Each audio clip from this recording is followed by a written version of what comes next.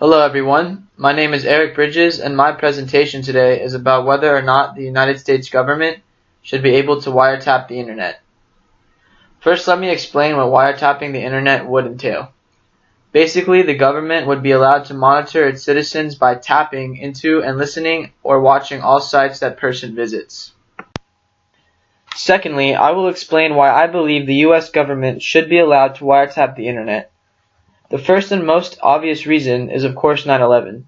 After 9/11, our government, through Congress, enacted on October 2001 the USA Patriot Act, which to date has been instrumental in providing a tool against online terror threats. These threats include, but are not limited to, using the internet for recruitment purposes, outlining plot attacks, and communicating back and forth between terrorist groups. Basically, the internet is their online and universal weapon, reaching millions every day. We must have a way to counter their avenues. We need an online defense access strategy.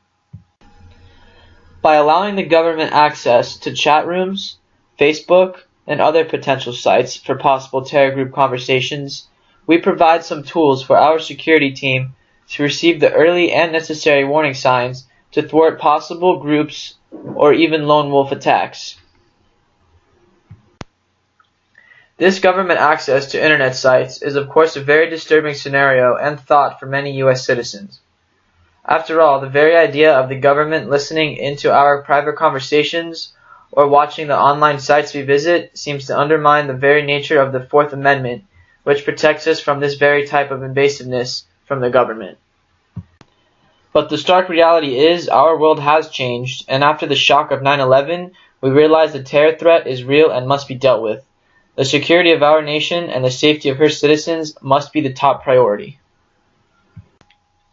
However, while I think we would all agree cybersecurity is very important now and at a very critical stage, it should not be done as to trample our civil liberties and not go so far as to cause us to lose all our privacy.